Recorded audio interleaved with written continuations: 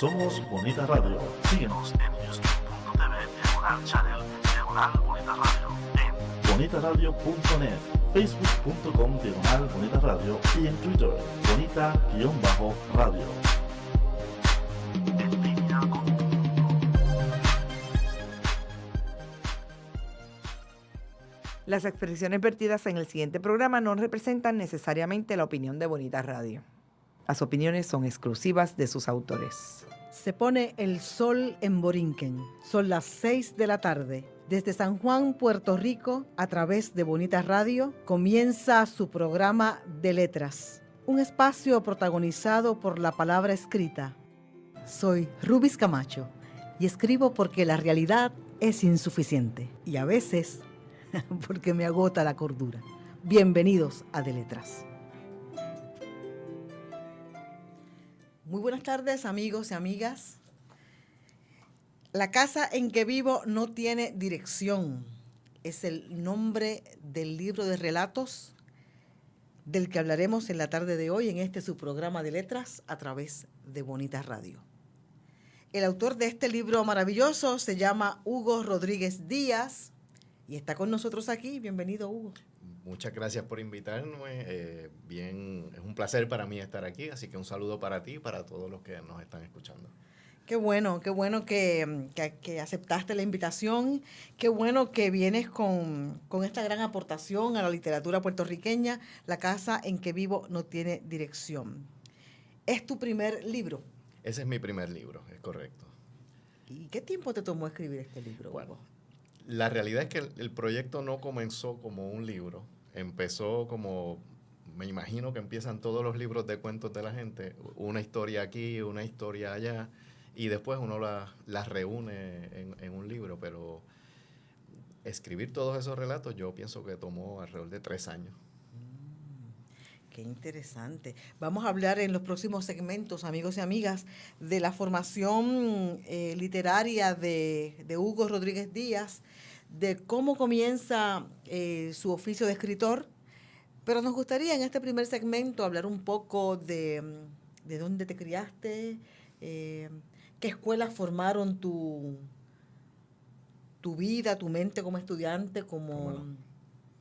Mira, yo nací en San Juan, pero inmediatamente que nací me llevaron a vivir a Corozal, que era donde estaba obviamente la residencia de mis padres.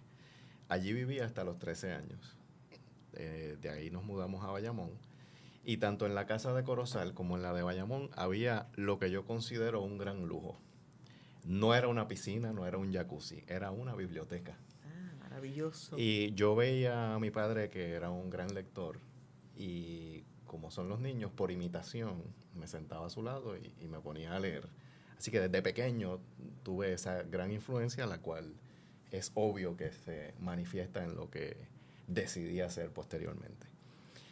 Estudié mis grados primarios allá en Corozal, en la Escuela Pública de Corozal, hasta 6º grado. Después, ¿en el pueblo o en un barrio? En un campo, en el barrio Padilla, la segunda unidad, Nicolás Rodríguez García. Esos barrios son tan hermosos y se graban tanto en la memoria. Yo tengo unos recuerdos hermosos de esa escuela.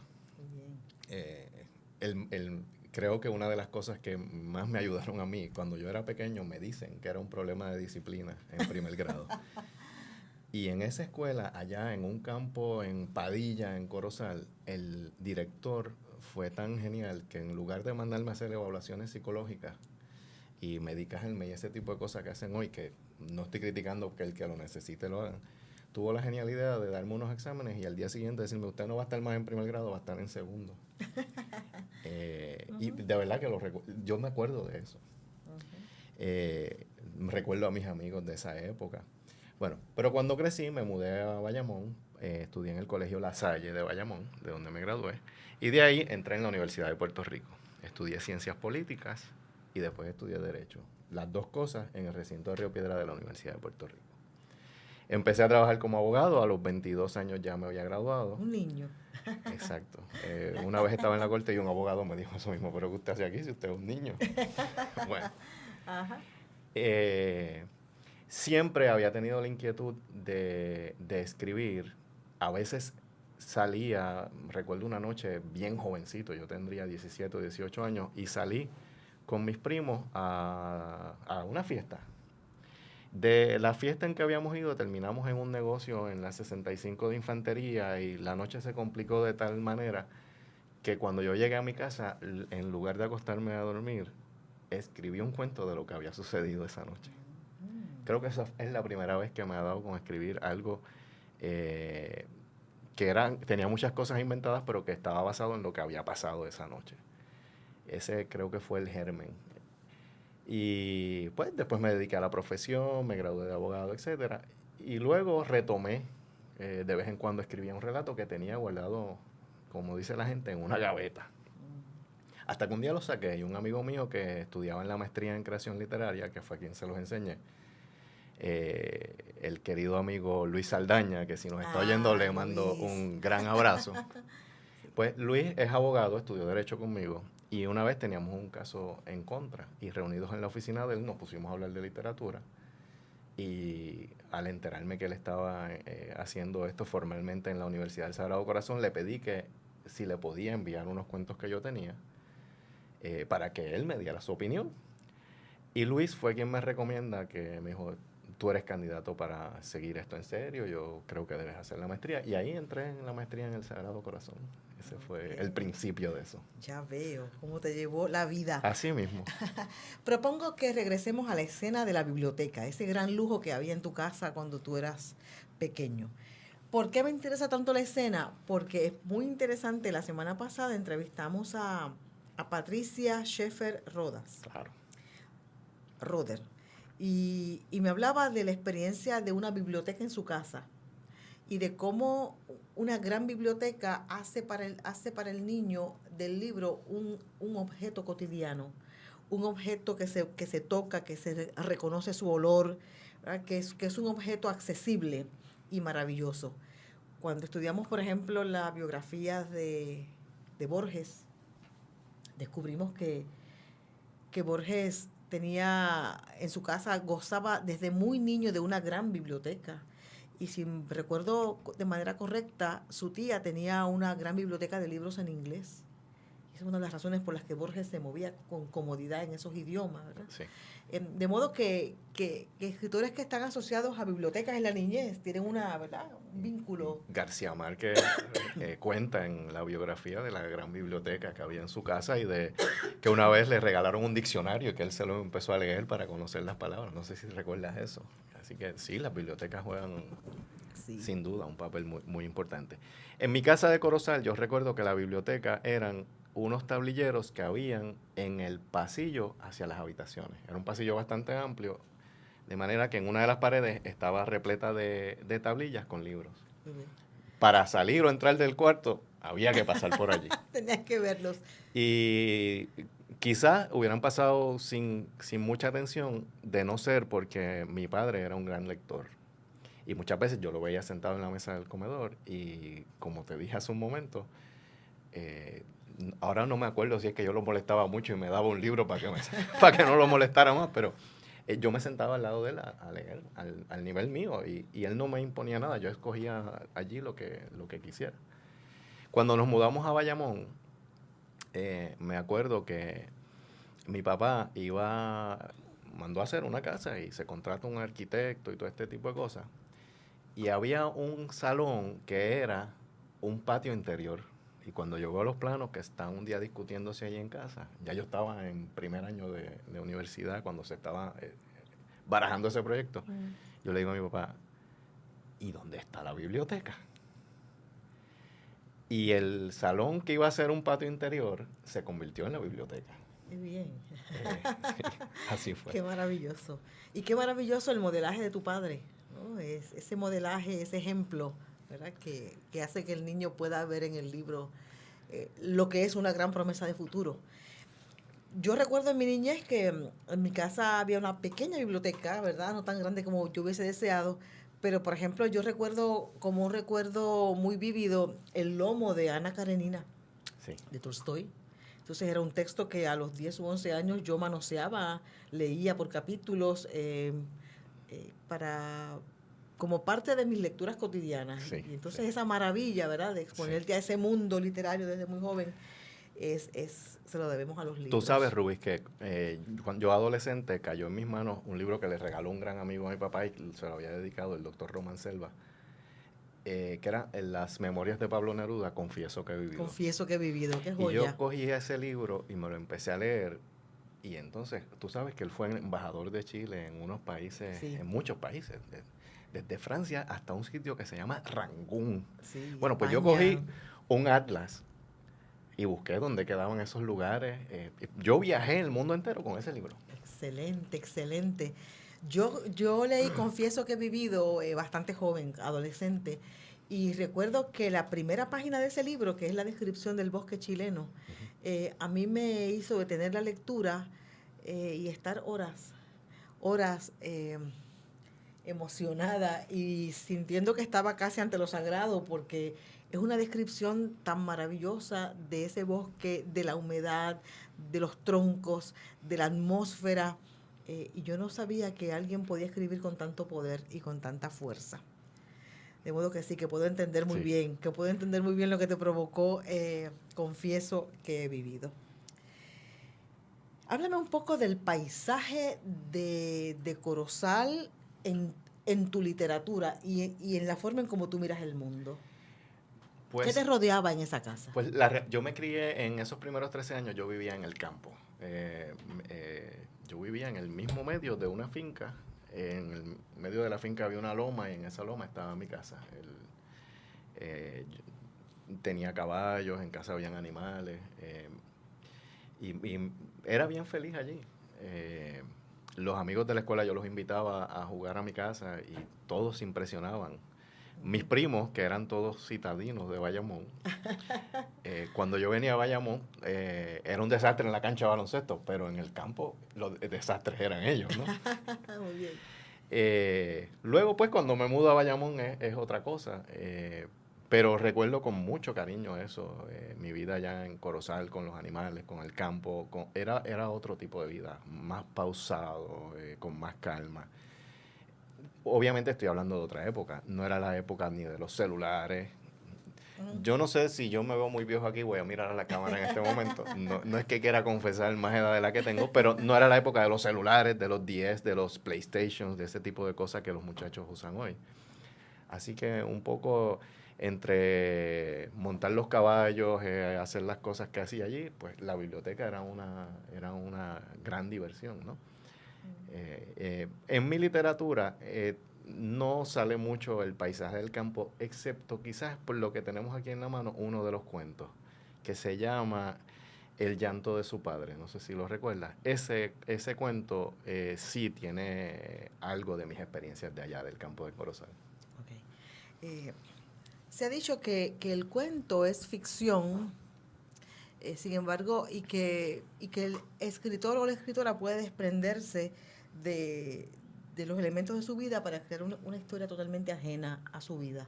Yo pienso que toda la literatura es autorreferencial y que el cielo del que tú hablas en alguno de tus cuentos tiene que ver con ese cielo que tú conociste en Corozal, ¿verdad?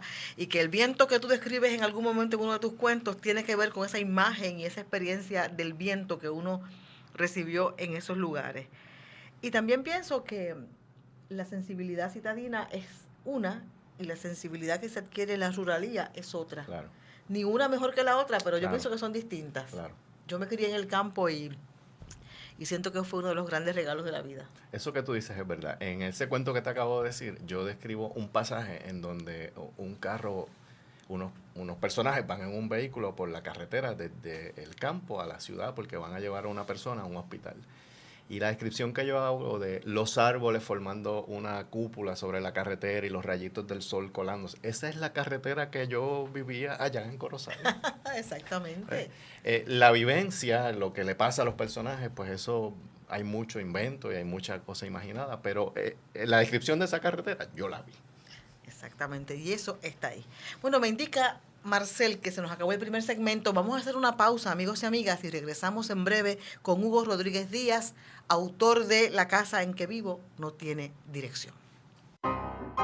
Ecos e Iconos es un espacio de amenas entrevistas. Hacemos un retrato radiofónico a los exponentes del teatro, la danza, el cine, la radio, la televisión, el performance e internet. Conversamos y a la vez documentamos de dónde surge una idea, su desarrollo, trascendencia y relevancia. Escuche a los Ecos e Iconos de la Cultura todos los sábados a las 2 de la tarde por bonitaradio.net.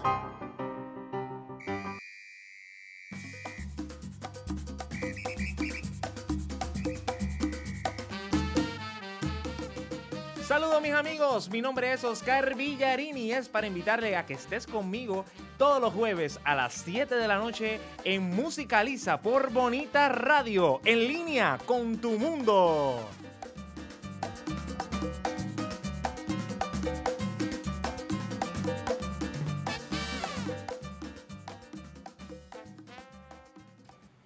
Regresamos, amigos, al segundo segmento de nuestro programa de letras, conversando con Hugo Rodríguez Díaz. Y decidimos que en este segundo segmento íbamos a conversar sobre su experiencia como estudiante en creación literaria en la maestría en la Universidad del Sagrado Corazón, una maestría que cumplió 10 años recientemente. Correcto. Que se celebraron con gran regocijo y ante un público enardecido y fervoroso y feliz con el trabajo literario que se está haciendo en Puerto Rico. Me dices que entras a la maestría por recomendación de tu amigo abogado Luis Saldaña. Así mismo. Autor de Silencio en el Convento. Silencio en el Convento y dialecto. Algo de la lengua, ¿verdad que sí?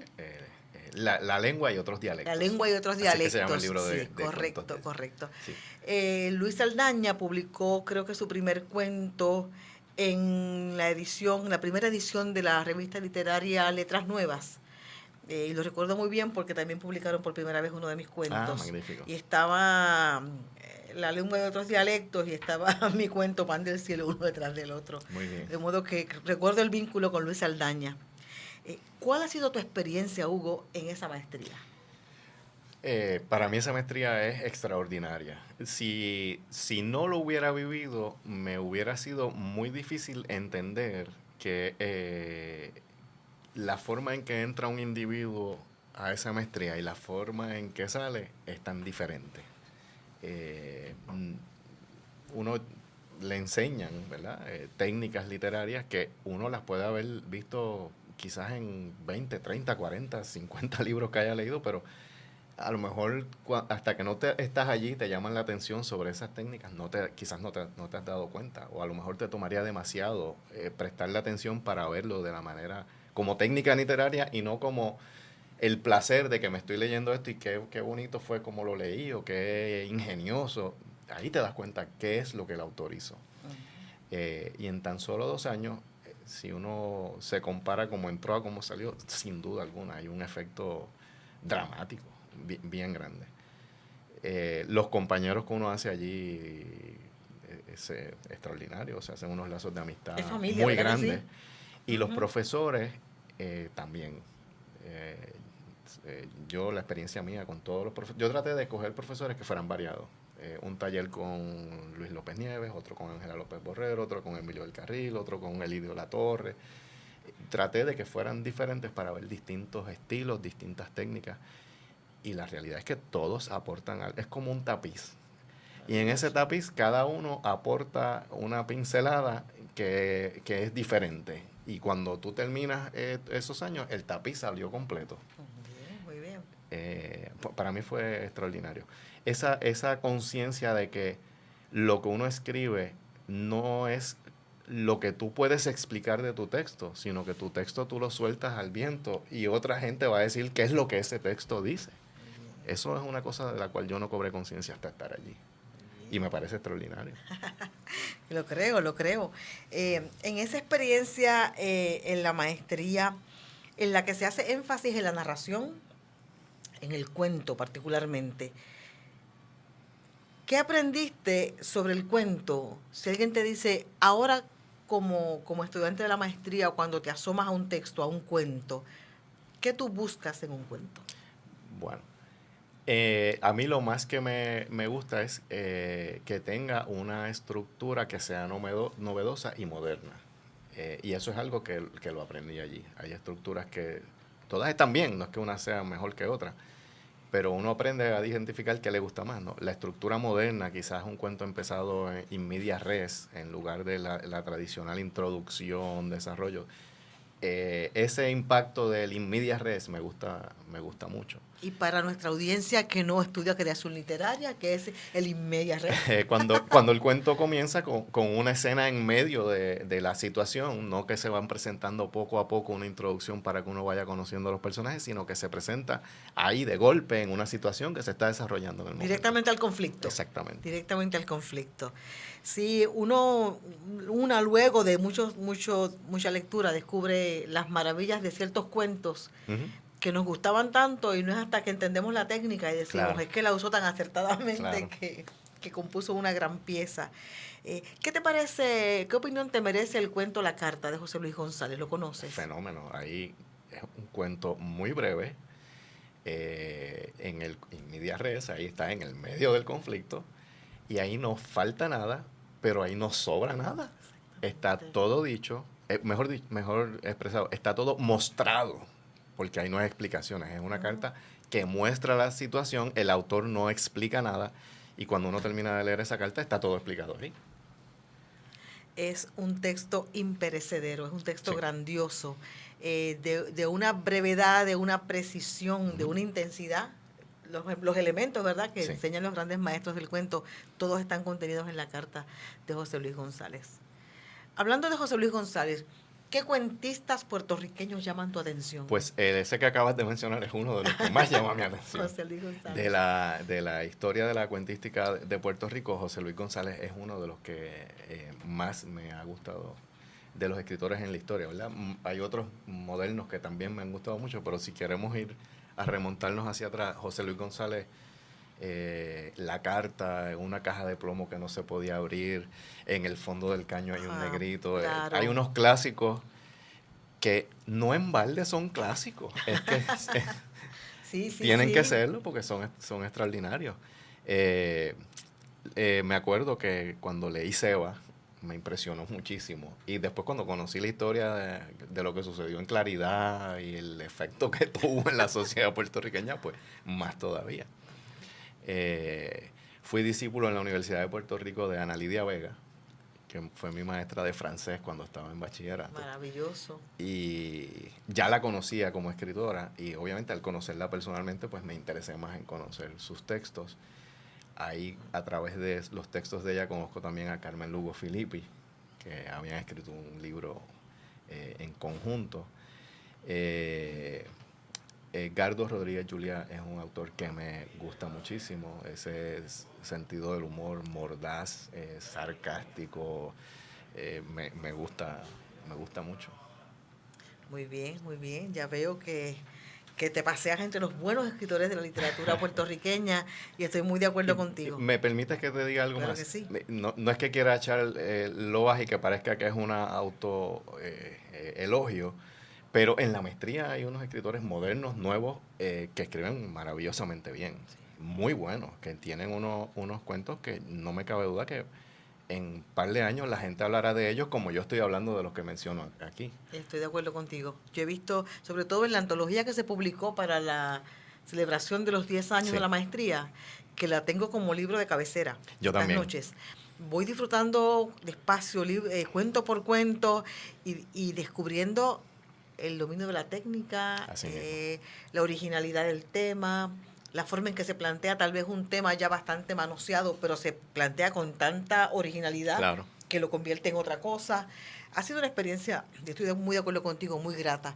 No sé cuánto tiempo me queda todavía me quedan 4 minutos.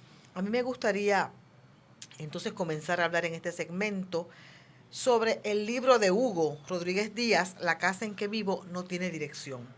Y me gustaría, si es posible, que nuestro director de programación, el señor Marcel Torres, acercara a la pantalla la portada linda de este libro para que nuestros amigos puedan disfrutarla y puedan identificar el libro inmediatamente que lo vean. ¿Dónde se consigue el libro, Hugo? El libro está ahora mismo en todas las librerías aquí en el área metropolitana, y Yo soy de los que me gusta ir a las librerías, tomar el libro, como tú dijiste ahorita, o leerlo cuando uno pasa las páginas. Pero hay gente que no tiene tiempo de hacer eso, también está en Amazon. Ya está en Amazon, así es que invitamos a la audiencia a que se dé la oportunidad de descubrir la literatura de Hugo Rodríguez Díaz. Yo lo hice y estoy encantada. Ay, y ya le dije a Hugo que tenemos muchos proyectos en común, mucho trabajo por hacer. Háblame un poco de la portada. Yo trato siempre de que hablemos de esto porque este es el primer vínculo que establece el lector con un texto. Este libro, como verás, tiene el sello de País Invisible, editores, que es el cerebro de Emilio del Carril. Ajá.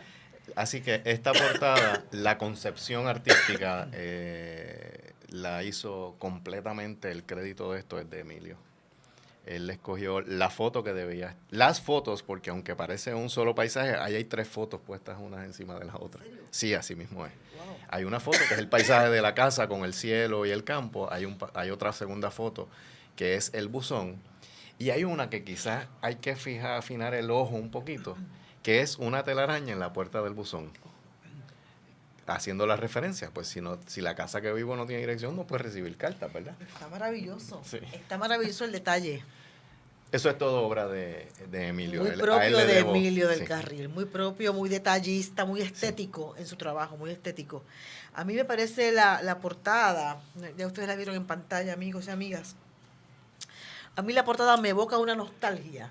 Entonces es un campo en el que yo quisiera estar, porque hay una belleza, hay una profundidad de color, hay una perspectiva. Me parece hermosa, Sí. hermosa la portada.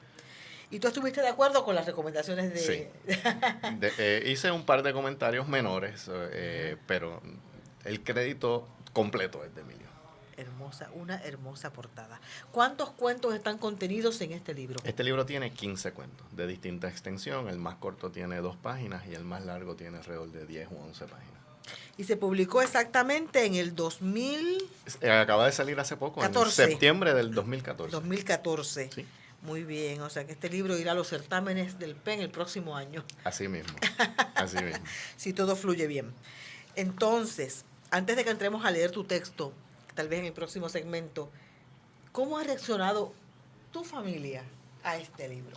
Bueno, mi mamá, para ella yo todo lo hago bien. Así que la opinión Claro. de ella, aunque yo la aprecio y la quiero mucho, pues obviamente ella me iba a decir que estaba Ella todo está bien. feliz con Sí. tu libro, por supuesto, qué bueno. Pero la realidad es que el resto de la familia obviamente es orgullosa, contento. Te voy a decir algo curioso. Yo tengo un hijo de 18 años que Ajá. cuando estaba trabajando en el manuscrito, lo leyó, lo releyó. Yo se lo daba y le decía, ¿qué tú crees? Y con mucho entusiasmo, dedicado, me hacía comentarios y comentarios inteligentes. Así que no, he tenido completo apoyo de mi familia. Completo apoyo. Excelente. Tengo un hijo de 10 años que en el Festival de la Palabra se me paraba al lado y le decía a la gente, compren la casa en que vivo, no tiene dirección.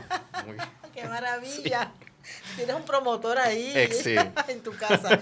Qué linda esa experiencia familiar, Sí. cuando el escritor sabe que cuenta con el apoyo y el entusiasmo y el orgullo de la Sí. familia. A mí me resultó muy curioso que la primera vez que yo presenté mi libro Cuentos Traidores en el Ajá. 2010, había amigos y habían compañeros estudiantes y por supuesto la familia. Y entonces mi hermana mayor se puso de pie, muy emocionada, a hablar de mí. Yo decía, estamos presentando un libro, es el libro. Pero ellos se llenan de esa emoción. Sí, sí. Hablamos de esto en el próximo segmento porque ya Marcel me dijo que debemos hacer una pausa. Muy bien.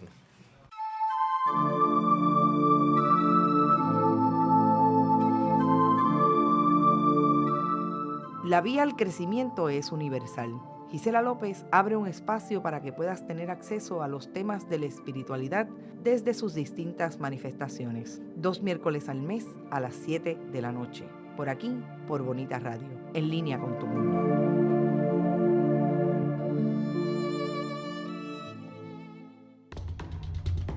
Soy el licenciado José Ariel Nazario y les invito todos los miércoles a las 10 de la mañana a escuchar el análisis legislativo único, política, sociedad, economía y temas de actualidad de nuestra realidad puertorriqueña. Recuerde, La Previa, todos los miércoles a las 10 de la mañana por Bonita Radio, en línea con tu mundo. Regresamos al tercer segmento, Hugo y yo aquí obedientes a la mano de Marcel cuando dice comenzamos, y hablábamos de la emoción familiar cuando alguien escribe un libro y compartíamos de la realidad de esos seres que se emocionan con uno y por uno, y uno lo agradece también con el corazón. Y hay una cosa que es previa al orgullo de la presentación y sin la cual esto sería más difícil. Y es que si en el proceso de escribir, en el proceso de producir, no te apoyan, sería mucho más difícil. Y yo tengo que decir que yo tuve apoyo absoluto e incondicional de todos los miembros de mi familia en eso. Qué bueno, qué maravilloso. Incluyendo el que les quitara tiempo para ir de noche a las clases de la maestría, incluyendo el que les quitara tiempo para escribir. Sí, tuve un apoyo que de verdad que hay que agradecer y reconocer. Eso es bien importante porque aunque al parecer hay mucho glamour en el oficio, traigo como hecho un artículo que publicó Carlos Esteban Cana, hoy lo vi en el Facebook, sobre el escritor que pierde el norte, ¿verdad? Porque habla en el artículo de esta necesidad de estar en los medios, ¿no? de ese protagonismo mediático. Y estoy de acuerdo con lo que dice Carlos Esteban. Al parecer es un asunto de mucho glamour, pero no es así. El oficio del escritor requiere mucho silencio, requiere mucha soledad, requiere tiempo de escribir, tiempo de borrar, volver a escribir, volver a montar esa historia que a veces se resiste, ¿verdad?, a la estructura que le hemos asignado. Además del glamour que se piensa que se tiene, también se piensa que el escritor es esta persona así que tiene mucha arrogancia y que tiene mucho conocimiento. Y yo creo que es al revés. Para tú ser un buen escritor necesitas mucha humildad, porque si no recibes la crítica que va a mejorar tu texto, estás perdido. Exactamente. E igual, si no recibes con humildad la buena crítica, claro, ¿ah?, y lo que haces es que alimentas el ego, pues entonces te comienzas a perder de la maravilla de escribir y disfrutar, ¿verdad? Claro. Y regocijarte con que la gente quiera tu trabajo. Una cosa, Hugo, es tener los cuentos en la computadora, tenerlos en papeles, irlos juntando. Otra cosa es verlos dentro de un libro. ¿Qué sentiste cuando viste por primera vez el ejemplar? Pues yo te voy a decir. La primera vez que yo vi un juicio, no me temblaron las manos. La primera vez que yo contrainterrogué a un testigo, no me temblaron las manos. La primera vez que yo agarré el libro en mis manos, las tenía temblando. ¡Qué lindo! Así mismo fue. Qué emoción tan maravillosa, sí, ¿verdad que sí? Así mismo fue. Tal vez para mucha gente es difícil, ¿verdad?, creer algo así, pero para los escritores y las escritoras, ese primer libro, esa primera publicación, sí, que llegó, sí, que te lo van a poner en la mano, que ahí está tu trabajo, tu literatura, es una experiencia inigualable. Es verdad. Es cierto, yo estoy muy de acuerdo contigo.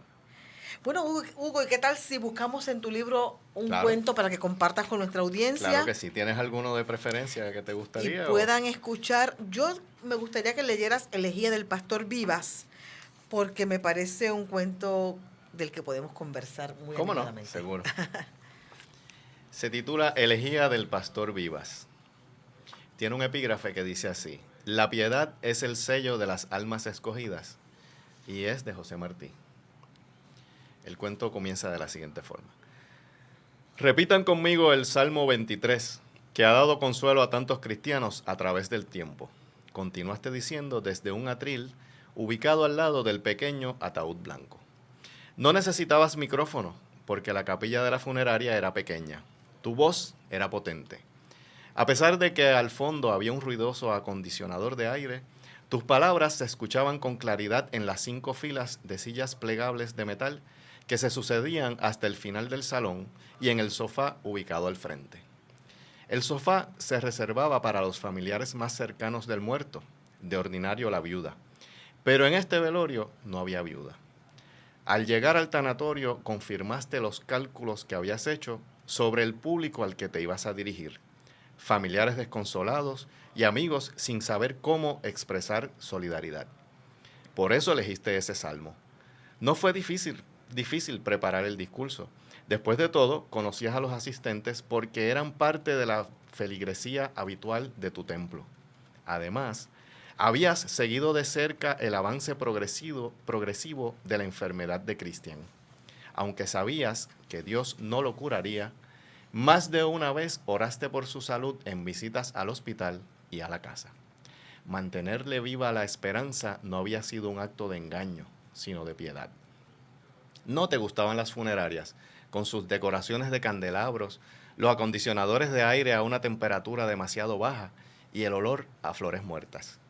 Además, siempre sentías la impresión de tener que inventar conversaciones forzadas. Este es el pastor Vivas, te presentaba a la gente con admiración y tú percibías que se te quedaban mirando a la espera de que dijeras algo trascendental. Sabías que tu presencia allí, compartiendo el dolor del clan, afianzaba la cohesión de tu iglesia. La gente era propensa a aceptar la fe a cambio de la sensación reconfortante de pertenecer a un grupo. No podías abandonarlos. Sería como faltar a la responsabilidad autoimpuesta de brindar paz a quienes sufrían lo que considerabas la mayor de las tragedias, sobrevivir a un niño. Sobre el féretro cerrado había una foto de Christian, tomada en el viaje a Disney al que sus padres lo llevaron con los ahorros acumulados durante 3 años. Tenía unas orejas de plástico enormes en la cabeza y su sonrisa era ancha, signos de una alegría anterior al diagnóstico de cáncer cerebral. Jehová es mi pastor, nada me faltará. En lugares de delicados pastos me hará descansar, junto a aguas de reposo me pastoreará. Los padres, abuelos y otros familiares recitaban el conocido salmo mientras tú leías de la Biblia. La entonación teatral emanaba de las repetidas veces que habías usado aquel pasaje en despedidas de duelo y no de tu convicción sobre el contenido. Luego de leer el salmo, citaste la carta del apóstol Pablo a los Corintios y otros pasajes bíblicos de los que echaste mano para brindar resignación a los familiares dolientes, con la promesa de una vida mejor después de la muerte. En medio de tu elegía fúnebre, de vez en cuando se oía en el público algún amén o gloria a Dios. Yo no estoy triste, porque estoy seguro de que cuando el Padre me llame a su lado, veré otra vez el rostro feliz de Cristian, declaraste extendiendo la mano hacia el ataúd para concluir tu discurso. Y todos los que han aceptado a nuestro Señor también volverán a ver a nuestro amado hermano que hoy mora en el cielo. De nuevo los amén y los gloria a Dios. No fue sino hasta terminar que reparaste en el olor a margaritas y claveles concentrado en el salón cerrado. Te dio ese molestoso cosquilleo en la nariz que por más que quisieras no se deshacía en estornudo. Gracias, pastor. Los familiares ya no parecían desconsolados. Te sentiste satisfecho. Te preguntaste si era tu ego el que se rendía a las lisonjas de tu grey, pero no era así. Tu satisfacción provenía de esa leve paz que reflejaban los rostros de los presentes. Al despedirte, miraste el retrato de las orejas de plástico, convencido de que era la última vez que verías a Cristian. Yo le pedí, queridos amigos y amigas, a Hugo que leyera este cuento, porque me pareció que después que lo leí, era como haber leído de otra manera la novela de Unamuno, San Manuel Bueno Mártir. ¿Tiene alguna relación este texto con él? Pues la realidad es que yo leí esa novela cuando estaba en la universidad. Te voy a ser bien franco. No hay duda de que eso me causó alguna influencia, o mucha influencia. Esa novela es una gran novela. Yo quise pintar un pastor que no fuera la caricatura de un pastor ni hacia un lado ni hacia el otro. Quise plantear un pastor que fuera una persona balanceada, que fuera una persona con sus dudas, pero que fuera una persona que tenía empatía con la gente, que tenía empatía con el dolor de los que él pastoreaba. Y en eso me concentré. Ese cuento al principio tenía una sola página y después lo fui desarrollando. Pero sin duda alguna, cuando lo terminé, dije, esto es como San Manuel Bueno Mártir. Y me acordé de aquella imagen del lago que estaba al lado del pueblo, Sí. que era igual que la conciencia de San Manuel, que era, se veía en paz por encima, pero en el fondo había mucha actividad en la mente, mucha duda. Y que al final del día es esa reflexión que hace cada uno consigo mismo de qué es la fe, que uno cree, y qué es lo mejor para ese grupo que yo pastoreo, ¿no? Así que sí, lo identificaste perfectamente. A mí me pareció un cuento muy, muy bien escrito y muy bueno, sobre todas las cosas, porque vuelve a plantear, si fuéramos a llevar a este pastor a un tribunal, ¿por qué deberíamos condenarlo? ¿Por dudar, por mentir o por compadecer? Claro. Y me pareció que levantar esa reflexión en un texto, en un libro de esta generación, me pareció un gran logro. Y dije, qué maravilla, yo creo que Hugo se leyó a Unamuno y a don Manuel, San Manuel Bueno Martín. Definitivamente. Maravilloso. No reconocerlo sería deshonesto. Los escritores y las escritoras son hijos de sus lecturas. Somos hijos de nuestras lecturas. De modo que todo está dicho, venimos leyendo y diciendo de otra manera lo que ya otros han dicho. Pero agradezco mucho tu honradez cuando admites la lectura de San Manuel Bueno Mártir. Si tuvieras que escoger de este libro un cuento, uno solo, ¿cuál te escogerías? Esa pregunta me la han hecho varias veces y es como si tú me pidieras que escogiera entre Adriana, Alfonso y Diego, que son mis hijos. Sería muy difícil, pero sí, los que tratan el tema del amor, Rubis, creo que son los que más disfruto escribiendo y pienso que son los que más me gustan. El primero, que es un amor muy difícil, es una relación muy, muy difícil. Y el último, que tratan de manera, de dos enfoques diferentes el tema del amor, creo que son mis favoritos. Muy bien. ¿Cuánto tiempo nos queda, Marcel? Nos quedan algunos minutos, 2 minutos nada más. No nos daría tiempo para leer. Yo le quería proponer a Hugo que leyéramos Surcos en la Avena y yo podía leer a Sandra y él podía leer a Fernando, pero creo que me propone Marcel que lo hagamos en el último segmento. Perfecto. Nos vamos entonces a la pausa. ¿Cómo no? Y tenemos más tiempo en el último segmento. Se mira con las manos y se toca con los ojos. Veo. ¿Qué ves? ¿Qué miran las niñas de tus ojos? Color, Forma. vacíos Imagen. y texto en Veo. El primer museo virtual lo escucha y lo ve a la 1 de la tarde, sábados alternos por Bonita Radio, en línea con tu mundo.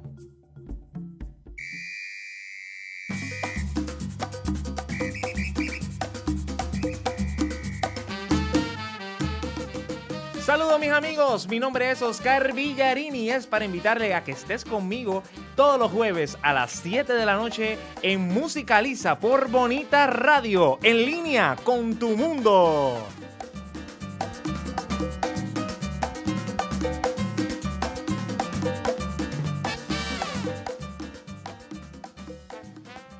Estamos listos ya en nuestro último segmento. El tiempo se ha ido más rápido, ¿verdad, Hugo?, de lo que pensábamos. Pero quisiéramos en este último segmento leer para ustedes un cuento, el primer cuento de la antología de Hugo, Surcos en la Avena, no en la arena, Surcos en la Avena. ¿Podrías leer, por favor, los epígrafes, Hugo? Claro que sí. Es de un poema de Jorge Luis Borges que se llama El remordimiento y dice: he cometido el peor de los pecados que un hombre puede cometer. No he sido feliz. Wow. Comienza entonces Fernando. Magnífico. Yo quería decirle tantas cosas y no las dije. Por eso, el lunes volví a la cafetería donde solía desayunar con ella, aunque no tenía hambre. Fui solo con la esperanza de verla. Hubiera sido tan fácil llamarla y citarla con la excusa del desayuno como hice tantas veces. Sin embargo, mi arraigado concepto del ridículo me impidió marcar su teléfono, después que el miércoles anterior me dijo en esa misma cafetería que lo nuestro no podía ser, que no le interesaba seguir viéndome. Le aseguré que respetaría su decisión perentoria.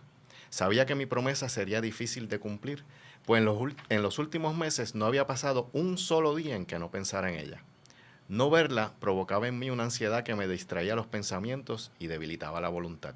Aún así, Mi cerebro, siempre analítico, me dijo que si ella no quería estar conmigo, debía evitar abrumarla con llamadas y acercamientos que a la larga terminaran por hacer que me aborreciera. Ella había hablado en ese tiempo verbal que se usa para referirse a los muertos. Entonces, ¿por qué volví a sentarme a la misma mesa con unas tostadas de pan integral y un café con leche que no me apetecían? ¿Por qué estuve 1 hora levantando la vista del periódico cada vez que sonaba la campanita indicativa de que se había abierto la puerta de cristal? Tal vez sería que interpreté mal los besos que nos dimos en el estacionamiento, que parecían desmentir las palabras que poco antes me había dicho. O tal vez tenía la ínfima esperanza de que el ramo de flores con el mensaje encendido que le envié ese mismo miércoles la hubiera conmovido. No fue así. La campanita de la puerta se oyó 12 de veces. El ruido del vapor para calentar la leche, otras 5. Y las voces del noticiario matutino no cesaron desde el televisor ubicado en la pared del fondo. Y yo, después de haber hojeado sin concentrarme hasta los edictos del periódico y de haber dejado enfriar 2 cafés, supe que Sandra no llegaría. Cuando le dije a Fernando que no podía seguir viéndolo, se transfiguró. La sonrisa natural se deshizo en una mueca que quería seguir siendo sonrisa, pero por estar tan forzada no se lograba. Yo jugaba con la cuchara, haciendo surcos en la avena que no me comería, porque el apetito había huido de mí. Él dejó de hacer círculos con el removedor en el café humeante y me preguntó si había leído la última página del libro que me regaló a principios de diciembre. Era El amor en los tiempos del cólera, con una dedicatoria que no entendí hasta ese momento. ¿Y cuánto tiempo cree usted que estaremos en este ir y venir del carajo? Me escribió en la primera página del libro. Eso me fascinó. No he llegado al final. Voy por la página 50.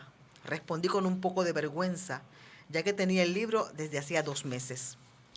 En la última página está la respuesta que yo te daría si me preguntaras cuánto tiempo yo estaría dispuesto a estar contigo. Pues, dime qué dice. Inquirí sin paciencia. Me explicó que se trataba del amor de un hombre por una mujer que trascendía todas las edades y circunstancias. Ese amor no pudo consumarse hasta que ambos, ya muy viejos, eran los únicos pasajeros a bordo de un barco en travesía a lo largo del río Magdalena. Aunque los viajeros estaban sanos, el navío llevaba izada la bandera amarilla, indicativa de que transportaban pacientes de cólera, para no interrumpir con paradas en los puertos del camino la tardía luna de miel.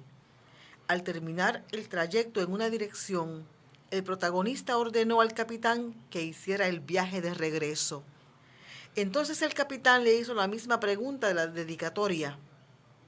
Fernando guardó silencio, en espera de que yo asimilara la comparación. ¿Y qué contestó el protagonista? No resistí y pregunté. Toda la vida, dijo. Sí, pero ¿bajo qué circunstancias? Exploté irritada, porque no quería ser su amante por toda la vida. Si había tomado la decisión de separarme de Fernando, fue precisamente porque me incomodaba ese estatus que me hacía sentir degradada. Entonces salió el profesor de letras que hay en él. Yo te hablo de la literatura que hay en la vida. Esto es poesía, mi amor. No me hables de términos contractuales. Sabía que no podía enamorarme de él, pero ya lo estaba. Por eso, ese miércoles me armé de valor y acabé lo nuestro. Cuando se despidió de mí en el estacionamiento, yo no quería que se agotara el momento. Me abrazó fuerte. Era un abrazo diferente al que le das a un familiar o a un amigo que hace tiempo no ves. Podía sentir su pecho pegado al mío y la fuerza de los brazos a mi espalda. Luego me besó y se fue. No pude reaccionar por varios segundos. Parecía estar sumida en una de esas escenas de una película en que la acción sucede lentamente y el personaje solo la ve porque todos los sonidos circundantes, los pasos de Fernando, la puerta del carro, el encendido, el tráfico de la avenida, son suprimidos. Todo el día en la oficina pensé en él.